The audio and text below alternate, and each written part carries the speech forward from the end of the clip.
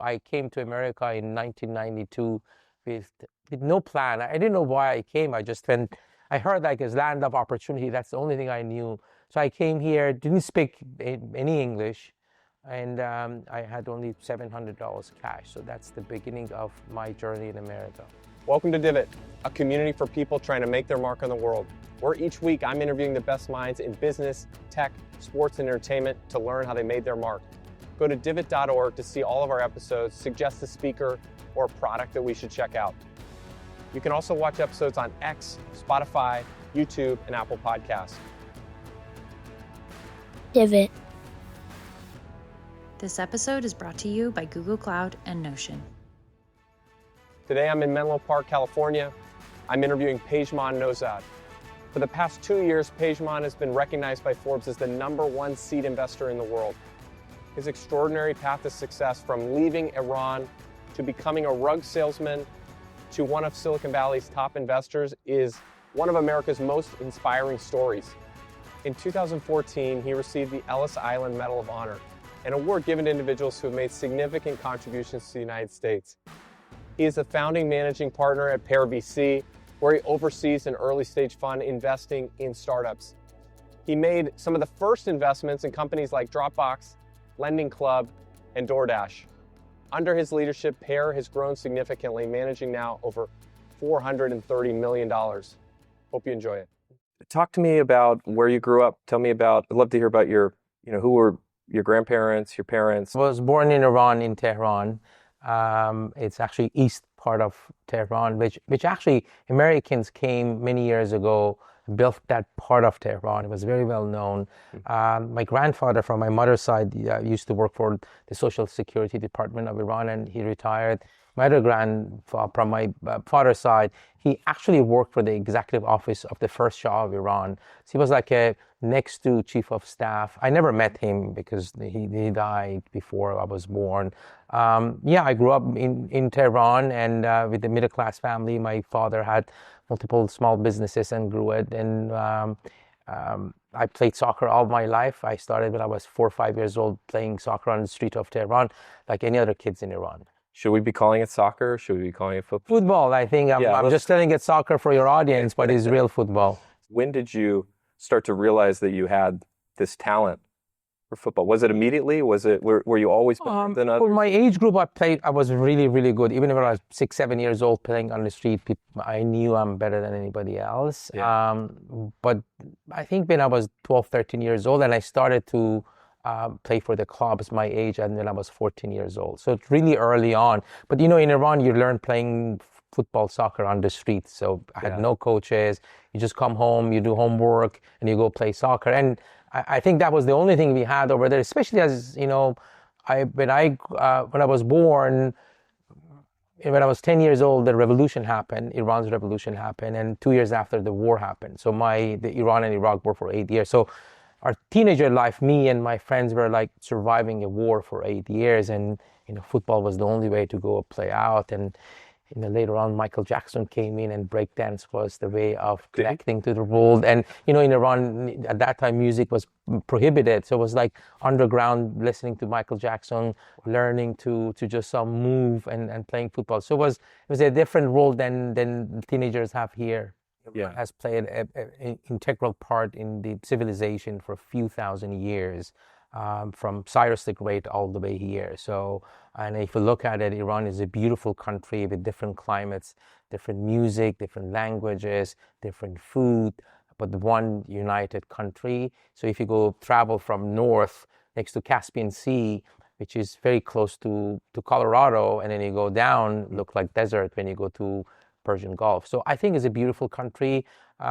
Science and math has a big root in Iranian culture. There's a university in Iran called Sharif University.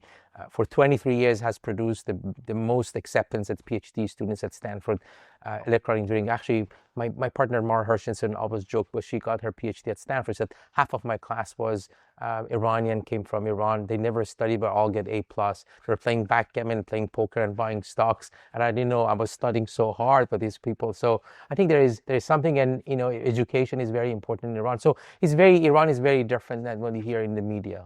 When I was when I was fourth grade, actually fifth grade, our teacher came to our school and he said there's a German school in Iran that every year they pick 15 boys, 15 girls from entire Iran. That they selected me and my friend, and then we went and participated. It was an IQ test and math test, and it was a way for Germany to select top students at that age and entire Iran, pay for their education, and then you can go to Germany, continue to study over there. It changed my life because the school was amazing. We had indoor swimming pool, we had indoor soccer court. It was like a phenomenal place. So we went over there. I went over there with my friend Hamid, who is actually my friend for over 50 years.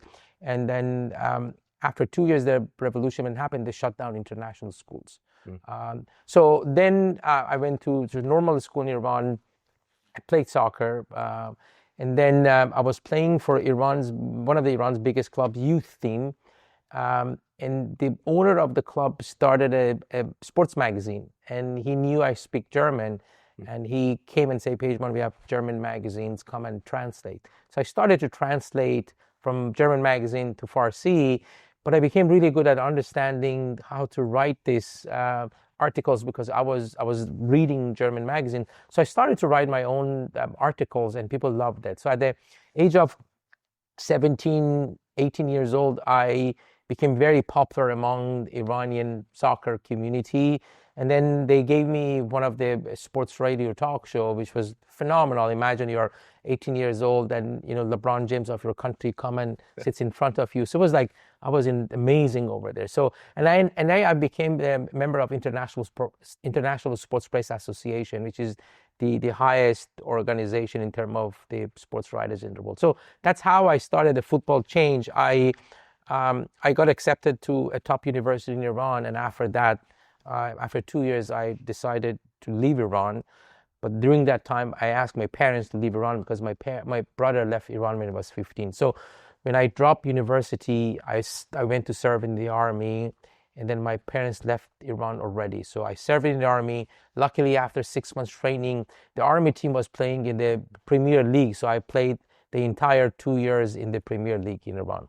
This led to you all, your family's in Germany. You go to meet them in Germany. You're playing football in Germany. Your show is So I served in the army. I played football. I finished my service in the army. Everybody should do it. I got a passport, and it was difficult to get passport. It was maybe a different show. I should talk about it. But I went to Germany to play football and go to university. I was about to just make that happen. 4 or 5 weeks into it, I never played football in Germany, but I was offered to play. And my brother pushed me to go to U.S. Embassy and said, and he had this American dream. And I think the guard at the U.S. Embassy knew him because he was always showing up for visa and he was always denied. And the counselor asked me to share my life story. And at the end, I remember exactly the woman said, I don't know why, but I want you to see my country. Give me your passport. And come back tomorrow to pick it up. So my brother and I, we went home, and my father had a lot of friends and who were surgeons, lawyers. They couldn't get visa to America. So everybody had a view of, no, she's tricking you. They're not going to give you a visa. So we went next day, I had a visa. So I came to America in 1992 with no plan. I didn't know why I came. I just went. I heard like it's land of opportunity. That's the only thing I knew. So I came here, didn't speak any English, and I had only $700 cash. So that's the beginning of my journey in America. And what, you land here in San Francisco? My uncle lived here. I came here. He picked me up from the airport. I had no plan. I didn't know what to do. I think the hard part for me was I could have taken a flight back to Germany or even in Iran, go to my show. Everybody knew me in Iran. But I kept going. I knew I had to find a job that doesn't require the English language. So I called former Iran's national team head coach. I knew he lives in San Jose, and he said, I have a job for you. So this is like right after you, like days or weeks or? Like 2-3 weeks into it. Yeah. I bought a 1973 Chevrolet for 5 payments of $150. I actually found an Iranian dealer to make sure I can negotiate because it was going to, American dealership. I didn't know what to say. And the guy trusted me because I had nothing. So anyway, I drove every day for hour 15 minutes to San Jose, and I washed cars. So my first job in America was washing cars for him. And he was an amazing guy because we talked football all the time, but I was an amazing car washer. Nobody washed cars like me. What tell me what makes an amazing car washer? Spotless. Every And then part. put so much love. I really believe in anything you do, I want to be the best at it. I want to be the best in the world. I was playing soccer. I wanted to be the best soccer player, and I was writing for sports magazines, and I was washing cars. I think I have that belief that you want to be the excellent at anything you do. And if you do that, something magical will happen. You can make a mark no matter what it is. If it is washing cars, or if it's helping someone, or if it's doing something big, like it's still... I really believe if you're cleaning windows, and if you're the best window cleaners in the world, one day you have a company that you're going to, clean Empire State's entire building. Why is that? Because dedication to be excellent will take you places that you never know. Coming to the States and not really, knowing 2 or 3 people, and not knowing the language, I mean, it seems like, that's probably a very lonely, difficult... It was. And your family and everyone is overseas, and like, why not give up? Why not just go do what seemed like an easier path? Yeah, it was tough because emotionally it was tough. I think like washing cars, you don't die, but emotionally it was very hard. But I felt that, I can survive. I survived this. There's this country can give me a lot of opportunities. I started to, one of my dad had a very good friend in Iran who was a captain of the volleyball team, national volleyball team. His kids were here, and one of them was playing football. So I went immediately play football with them. So I built a real close community around me, and playing for that team was very important because it let me really think through that I have friends here who can support me. Yeah. So that football team was really excellent. And listen, I remember I had only $7 for food every day. So I had to manage how do you survive with $7. And there was, in Redwood City, there was this all-you-can-eat places. I forgot the name of it. It wasn't Sizzler or something else. So I figure out at 6 o'clock when they close, they get rid of many muffins and so on. So I managed to be there at 5:30 and then end up taking that. So surviving with limited resources. But I even when I had $7 for food, I lived my life to the fullest. I played soccer. I made sure that I watched TV, good movies, hang out with my friends over there. So that never let me forget about what's important in life. I think I read somewhere that you slept above a yogurt shop or something. Yeah, the story is, so my English improved at the yogurt shop, at the car wash, so because I was taking English classes at night, and I landed a job at the yogurt shop in Redwood City, and it's very developed part of a town now, and that time was like terrible part of a town.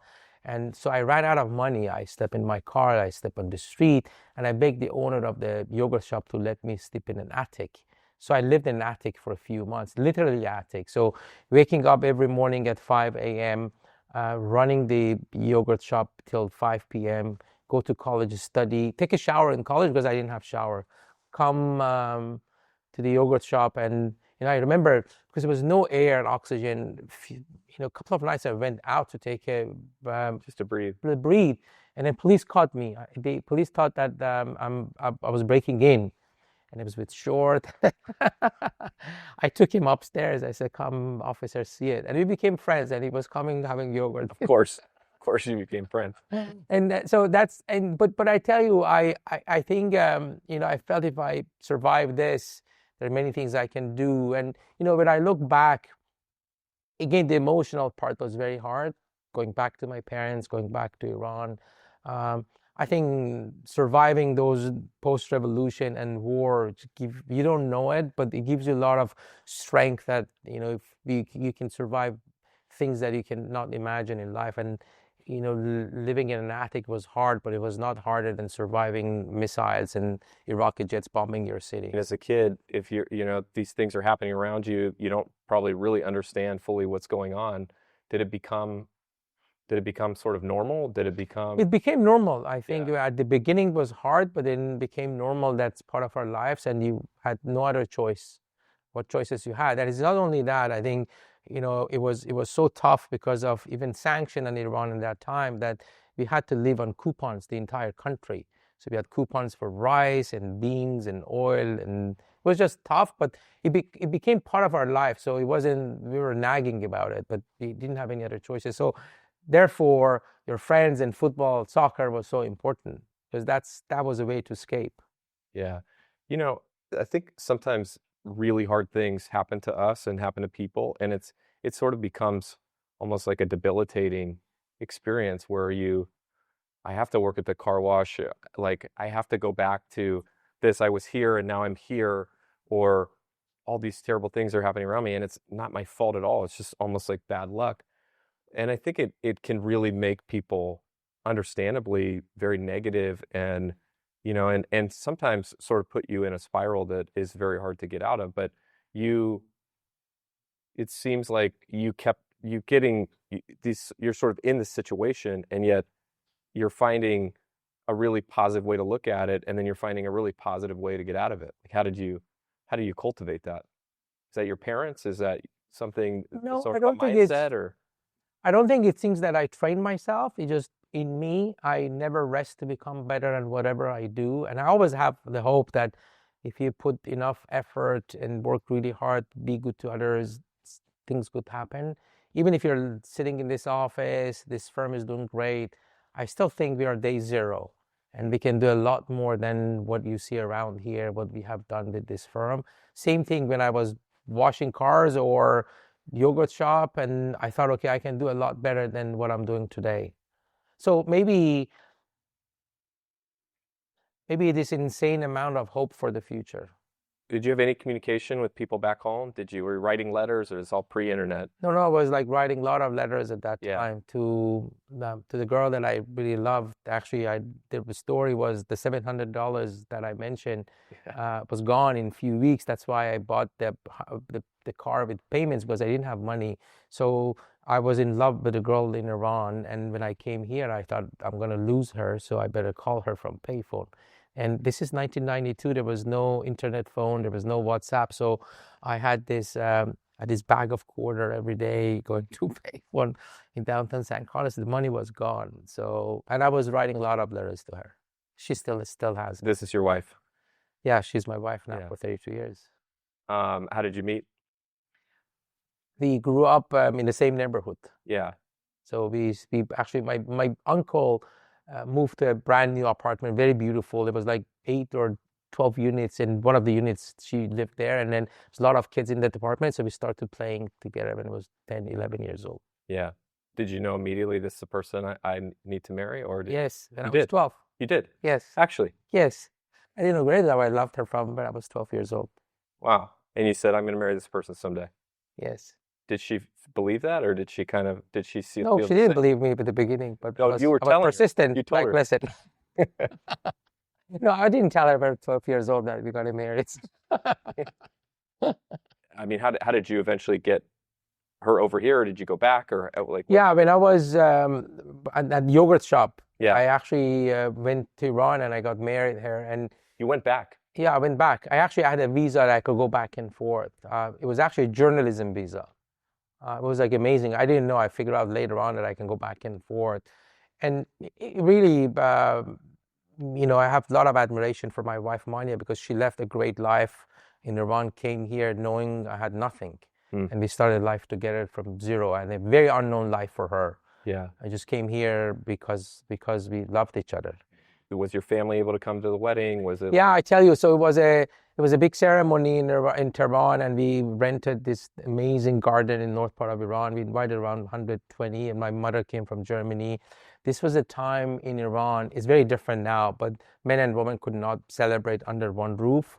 And then you had to go bribe local police and so on. My brother-in-law did it, and it was the middle of the party ceremony right before dinner. But my brother-in-law came to me, rush, and he was in like red, and he said, "Police is at the door," and they brought buses to take everybody. He said, "You either shut down the wedding or we take everybody to jail." And we had no choice to let the guests go home. And I remember we took the cake, and then 20 of our closest friends and family went to my sister's home, and Wow. we did that over there. But listen, I was just so happy. I didn't care like how did it end up. I married the love of my life, but it was tough. I think if you imagine today in America, or my son is getting married and then police come and shut it down, it's like you can't even put that in movies. Yeah, you can't imagine it. And again, like I've never heard you talk about that. It's not something you're like overly dwelling on. You're not, you didn't find those people and I assume and, make their lives hard 20 years later or something. It's kind of like it's like part of the experience. Acceptance. I think accepting like there was experience. I reached my goal. I mean, it was not the exact way we wanted to Yeah. do that ceremony, but at the end of it, the result mattered. Tell me how you got connected with Medallion rugs. Yeah, so magical things happened. One of those nights in that attic, I saw an advertising in the Persian TV about a rug store. I saw that's hiring rug salesmen. So I looked at the video. It was like beautiful rug place, and I look at my place, and I said maybe. And then everybody thinks they know something about rugs. Like every American has a view of football and baseball, but I didn't know anything about it. So I called, and the owner interviewed me right on the phone, and he asked me, have you sold rugs? I said, no. Have you sold furniture? I said, no. Have you sold cars? I said, no. And the guy said, well, why did you call? But you're not qualified. So before he hung up, I said, sir, how can you say no to somebody you haven't met? And it was a pause. And then he said, come the next day. So I put a suit and tie. The next day I went over there, and then he hired me on the spot. And this is Mr. Amidi, who passed away, but he actually started business when he was 13 years old in Bazaar in Tehran and built really an empire. He built one of the biggest industrial families in Iran, variety of different businesses, very successful. When 1978 revolution happened, the government nationalized his asset. So he came here, started the rug business and the real estate business. That's how the Amidi family started it. But I tell you, if he was born here, we would have been Bill Gates time two. He's like smart man, didn't speak really well English. And the very first day he asked me, so Medallion Rug is on University Avenue, which it goes straight to Stanford University. He said, come out, I want to show you something. He said, do you know what is at the end of the street? I said, yes, Mr. Amidi, it's at Stanford University. He said, you can go over there and get PhD in business, but the real PhD in business is with me here. So whatever I'll tell you, say, yes, I'll do it. I said, yes, I'll do it. So So use those words, yes, I'll do it. yes. And the next day I showed up with suit and tie to sell rugs. And he said, no, you're not selling rugs. I said, so what do I do? He said, you flip rugs and you bring tea. I said, okay, I'll do it. Because he told me the day before, whatever, whatever I tell you, you should do it. I tell you a funny story because he didn't give me the rug. He didn't give me customers for long, and I was like really frustrated because I was seeing the other rug salesmen, how they interact, but I felt that nobody's building a real relationship. We had this concept that you call your previous clients and you go pick up their carpets for wash. So I was calling, it's like, Derek, I know you bought a home in Palo Alto. You bought this Persian Tabriz rug 9x12 5 years ago. It's time to wash your carpet. And by the way, it's 50% off and free pickup and delivery. 100% people say, yeah, come and pick it up. So by studying what rug you bought, I was taking a few more rugs to your home and say, this takes 2 weeks. Why did I leave this rug for you?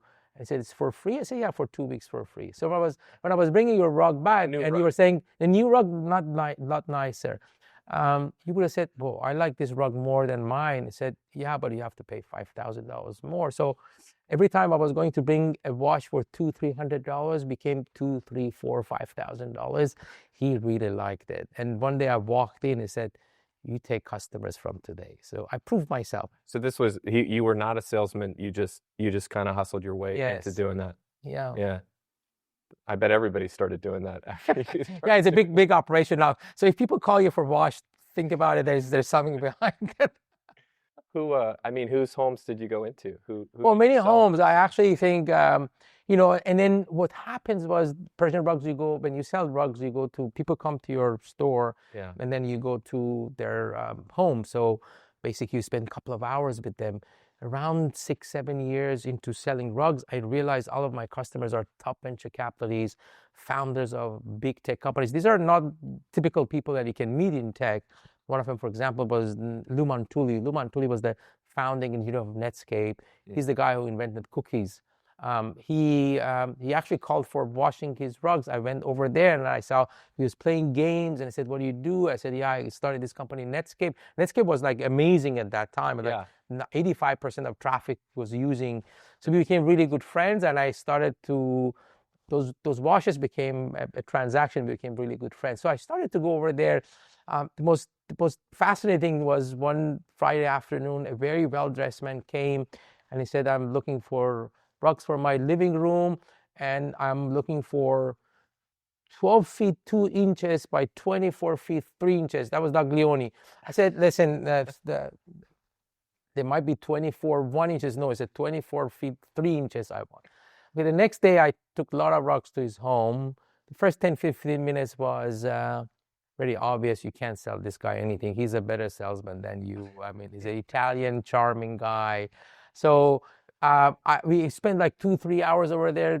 No sales. He didn't like any of the rugs. And then at the end of the day, I said, okay, this was at the time that, I partnered with the owner of the rug shop to invest in startups as an angel investor. This is what year, roughly? This is Late 90s or something? late 90s, 99, that time, 2000. So I was actively looking at how I can get myself into this community. Yeah. And I said, "Doug, by the way, I can help Sequoia Capital invest in the best entrepreneurs, Iranian PhDs from Stanford."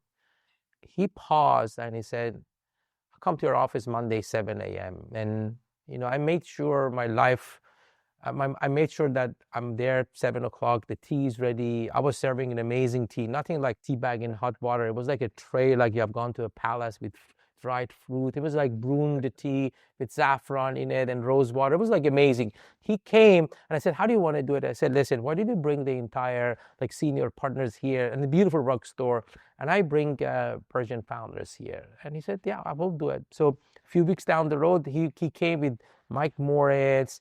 I think few other people were there, like Top investors in the world. There was like on top of the world.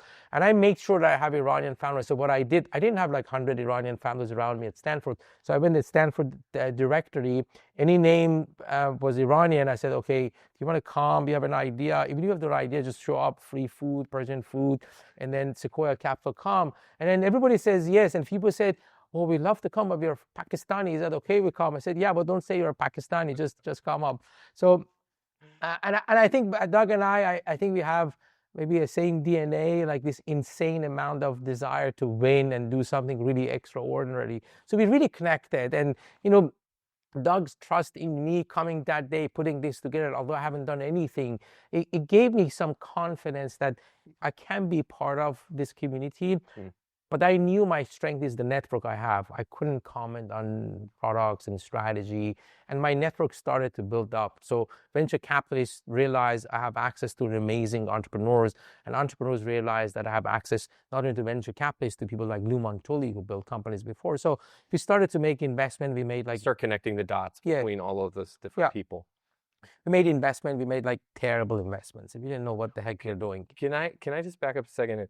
Like the leap from rug salesman to investor it's a pretty big jump. I mean, where did you? And you're like a really great rug. Like how much in sales? Yeah, I remember like one year I sold over $2 million worth of rug, which I joke that most of our companies will die before they get the $2 million revenue. So like you're really good at this job, and yet you somehow see this other opportunity. You're going into these homes. You're looking around. You're kind of like, I think a lot of people have had this experience where they arrive in Silicon Valley. Like, I mean, mine was the same. I just kind of like got here as an intern, and then I realized, oh, I'm in Silicon Valley. It's like there's something so much bigger here than just working for this company. Yeah, I was really amazed by when I heard what they're doing. I was like Yeah. really amazed because I thought businesses, you build this and sell it. I didn't know that you can create massive companies, create jobs, create wealth based on knowledge. Mm. But immediately I realized the network I built, it's very valuable, and I started to leverage that rather than acting that I'm a good investor, I understand tech and go just say nonsense in meetings. I match people very carefully, Mm. and that started to build up. And then this really willingness to learn the business and ask a lot of questions. And then just being lucky also, I ended up, meeting some exceptional entrepreneurs early on, including, my partner's husband started a company Danger with Andy Rubin. Mm. So I met Andy Rubin when he came and buy rugs for $5,000.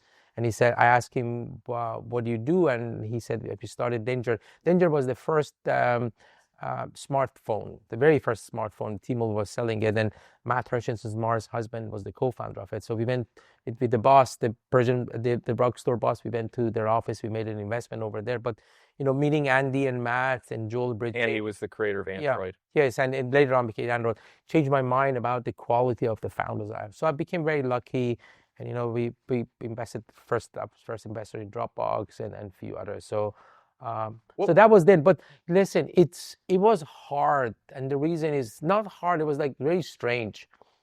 Like imagine,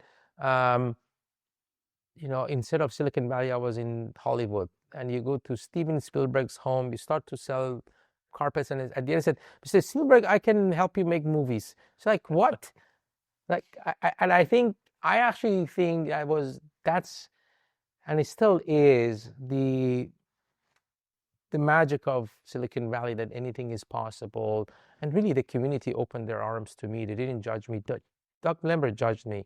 He saw something in me, like I have access. And later on, when I met Drew and Arash at the YC demo day, and I felt these entrepreneurs are amazing, the very first person I called was Doug Leone. And I took them to Sequoia Capital, and later on, Sequoia became the biggest investors in Dropbox history. Let's talk about that. So it's two. The Dropbox is two people at the time. It's the two co-founders.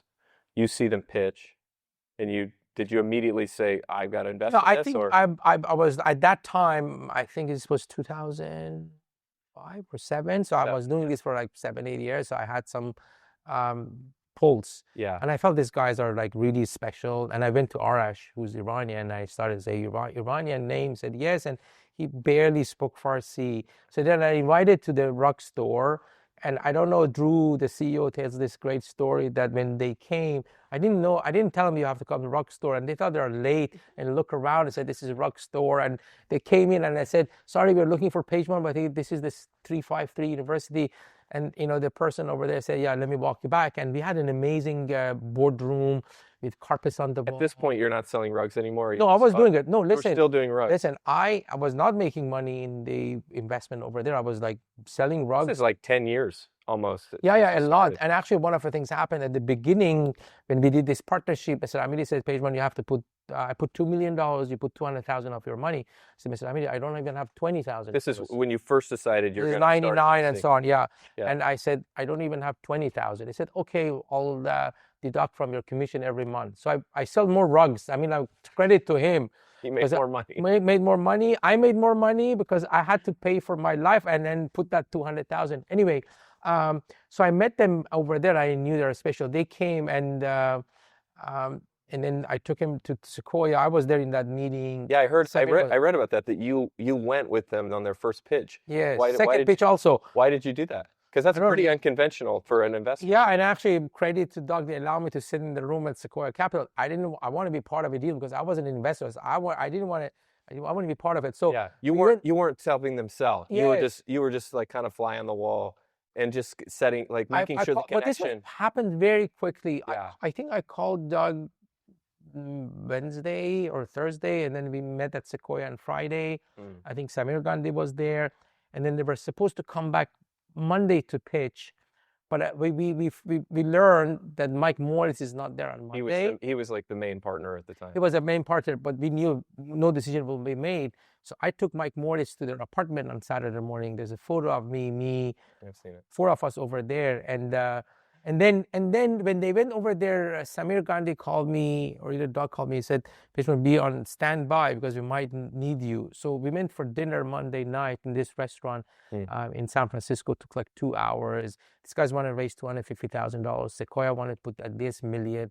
And I wanted to be part of a deal, just making sure I'm there. You're not forgotten. So I was there. So it was a $1.2 million raise, 1.25 at $3.75 million valuation. It's like post-money valuation of Dropbox was $5 million. Wow. One of the things I love about your connection with Dropbox is at the IPO, the company goes public, and they're right on the stage. This is the dream moment for entrepreneurs. You build something, you come with this idea, you take it all the way, and it's now listed on NASDAQ, and they're standing right next to the founders is you.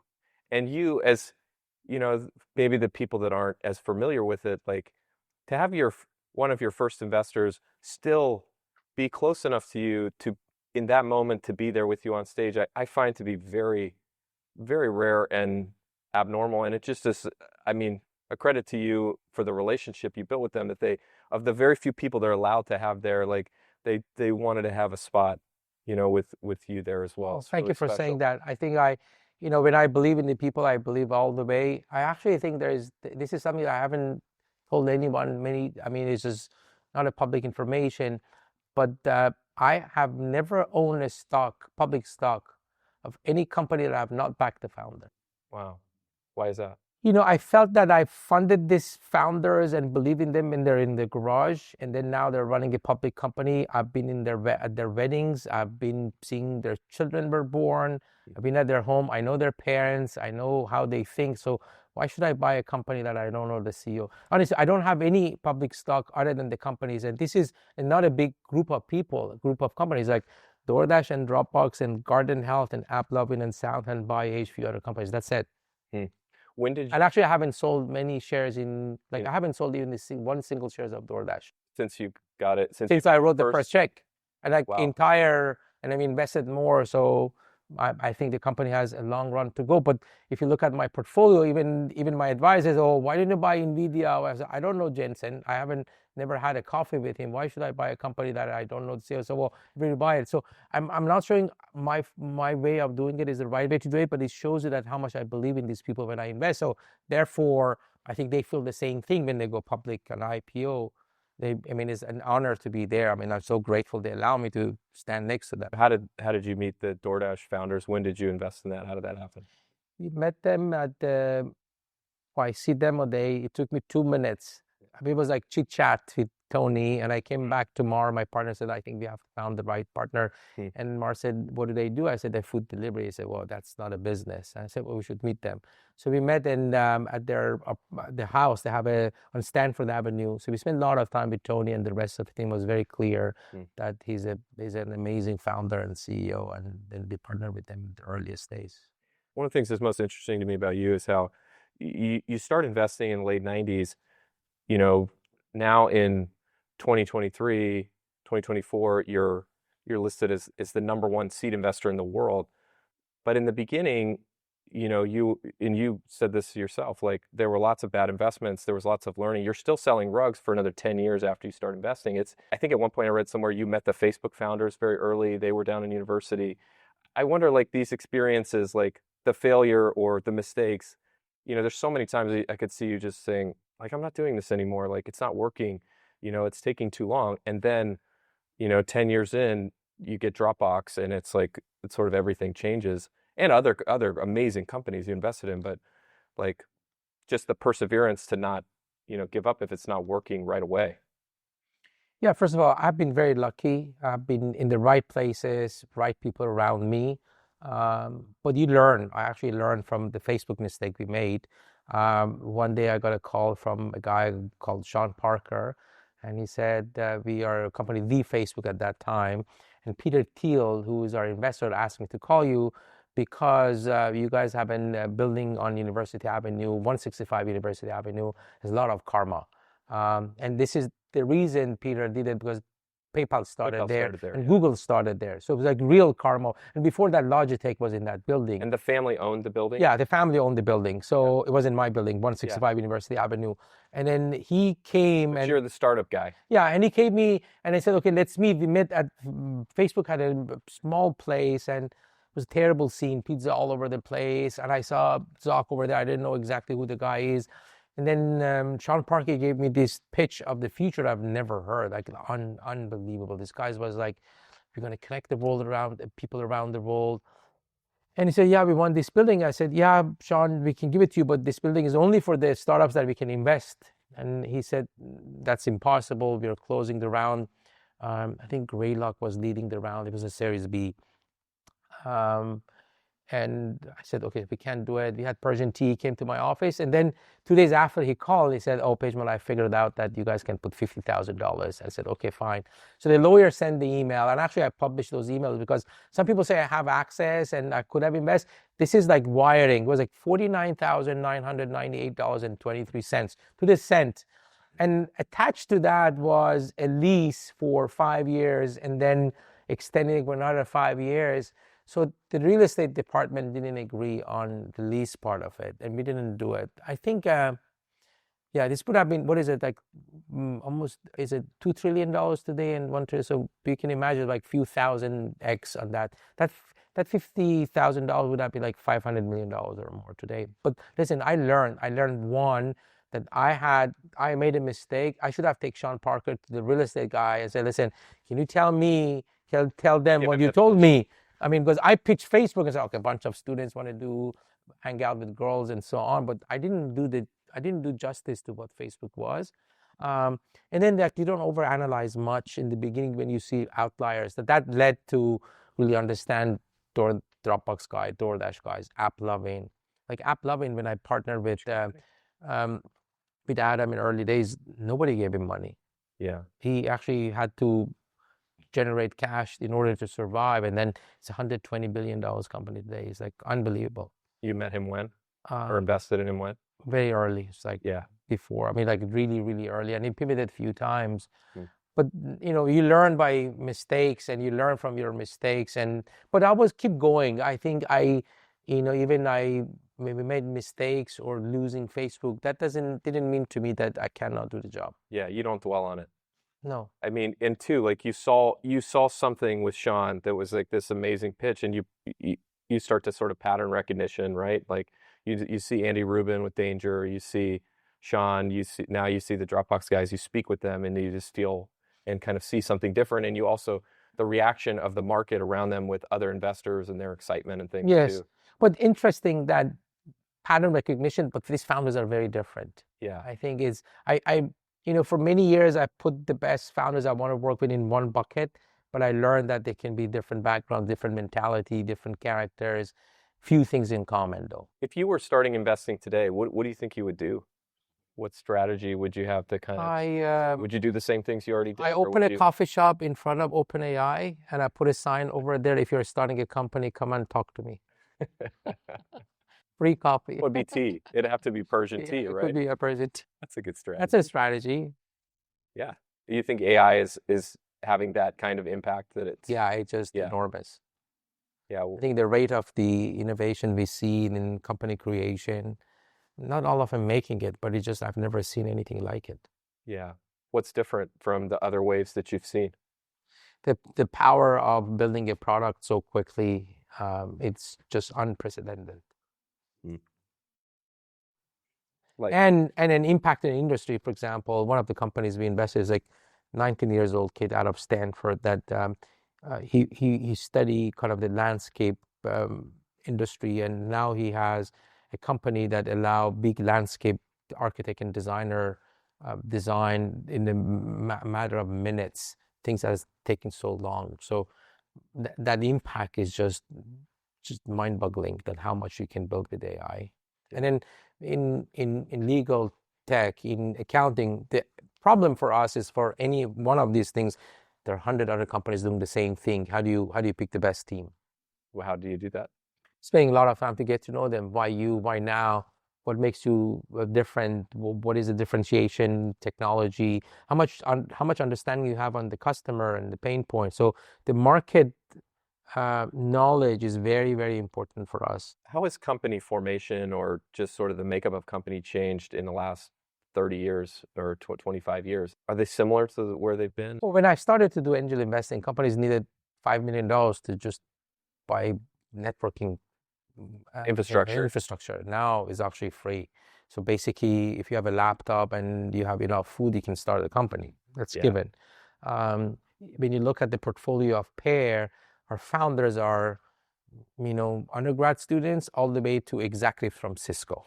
So it's a wide range of people. So you could be recent grad, you could be 20 years in the business, you can be second-time founders, all across over there. I think the capital you need to start the company is almost zero to start. So anybody can start the company. I think the valuation has gone up, obviously, because there's so much capital out there. At the same time, there's so much noise. One of the things we do at Pair, we build so many programs to get to know founders before even they start the company. So there's a lot of relationship building with them to understand who they are, why they are the best people that we should back up. And it gives us a leverage over other firms. Well, you used to host these events at the Rug Gallery, and you do that now too, right? Same thing. Yeah. We actually hosted right here. Vinod Khosla was here. Doug Leone was here.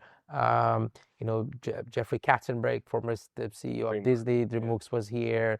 We hosted Dara, the CEO of Uber, and then Tony, the CEO of DoorDash, and Ablavin, CEO at the other studio. Same thing. I think we really believe in building a community, have access to them. They can get to know us. And we give before we get. Like one of the best programs we have is for female founder engineers, that every year we select top 100 female engineers in the country. Twice a year, there's a 10 weeks program for free. We match you with mentor.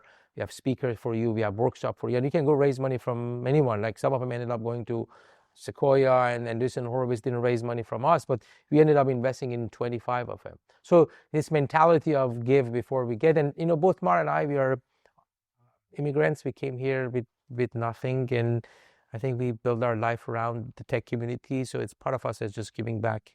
How do you think about the types of ideas you fund? Well, this is a for-profit business. So at the end of the day, you're funding companies and you want to maximize the value of the shareholders. And I think it can be a combination of both. And when you have impact of society, like when you create jobs and many people, like think about Uber, like how many people are Uber driver who have means now because of that to pay for education or healthcare. So I think that has a huge impact on society.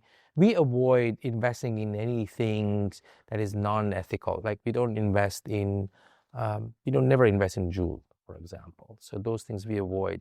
We have a huge practice in biotech and healthcare because we really believe that's where innovation needed and there will be great companies being built. But at the same time, I think we invest in consumer companies and a variety of different ones. I actually think when startups start to work and you create jobs and you create wealth for everybody there, you have impacted society.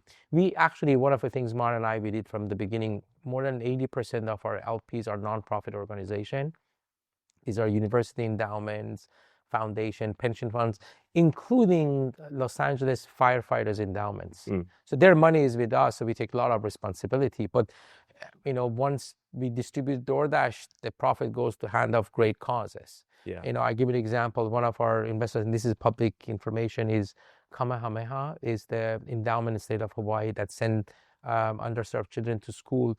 Because of our DoorDash distribution, they sent 4,500 kids to school and preserved 23,000 acres of land. Wow. I don't think even DoorDash founders know that. You're at the top. You've done it, and you've done it again and again and again. You continue to invest in these companies. Like, why keep going on it? What keeps you motivated at this point when you've already achieved so much? If you look at the entire globe, like 8 billion people, how many people have this opportunity and platform to, help entrepreneurs build companies, build products that customers want, create jobs, change societies? There are few. And I think after 12 years, we built the platform. There's so much to do. There's so much to build.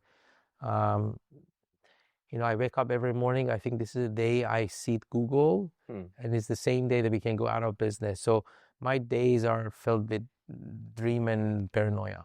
You sort of started small, and then you've gone on to raise I think it's like a $432 million fund. That's a very specific number? Is there any? No, it just Is that like your happened. street address or I think something? I thought about it also, but no, I My think favorite number.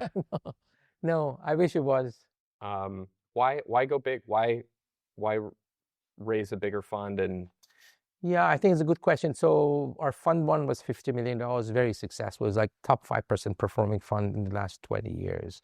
So Mar and I had this decision to be made a few years ago, like let's raise 3, 4 funds and go home, or build a long-lasting firm. And we decided the latter. We actually inspired by Sequoia and Grey Lux of the world to build a long-lasting company, which is hard. Then you have to hire, you have to build a generational firm. You have to make sure the performance of the next generation is as good as you.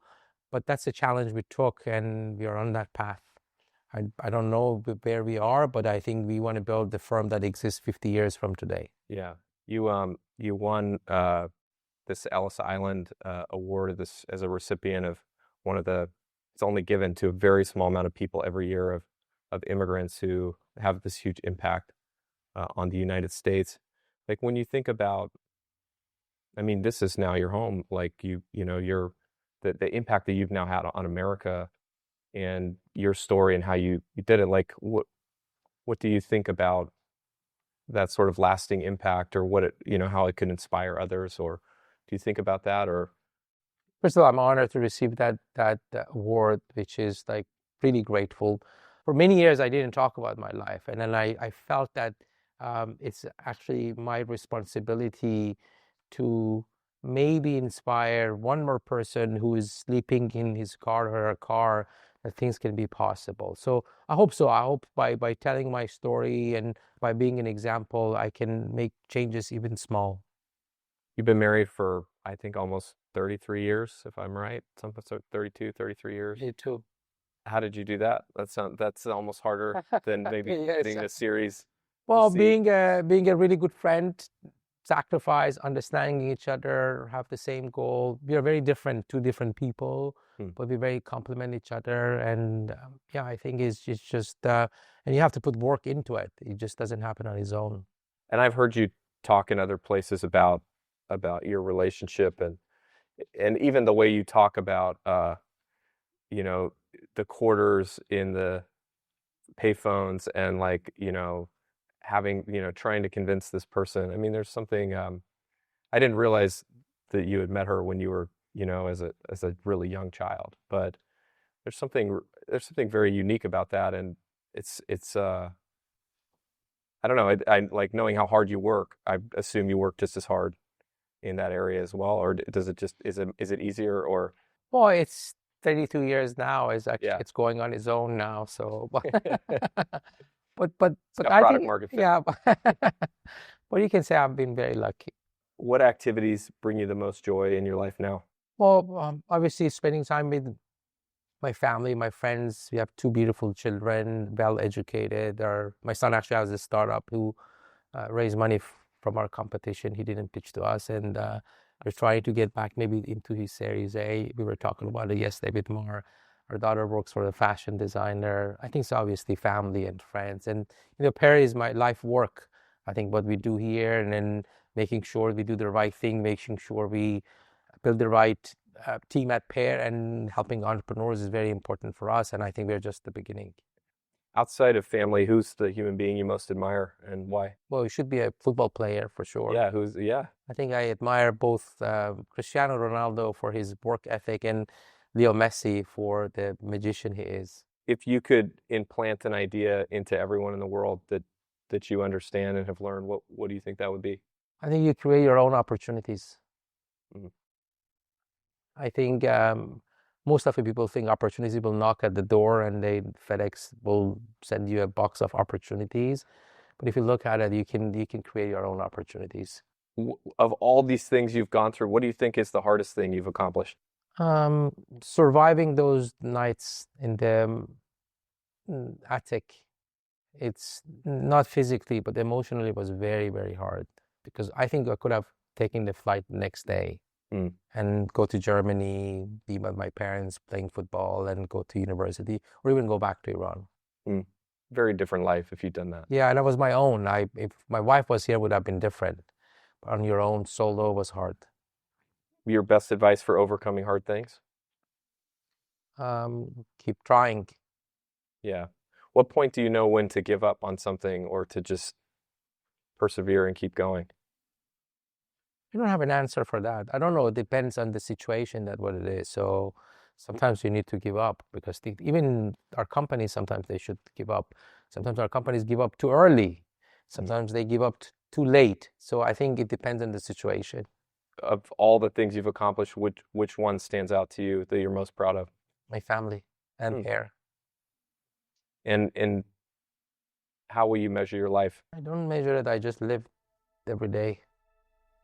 I actually never planned life in the future. Even when I was here, when I came here, there was no plan. Just take it day by day and make sure you get the best out of it. Appreciate you. Thank you so much, Derek. I really appreciate it. Thank you so much. Divot.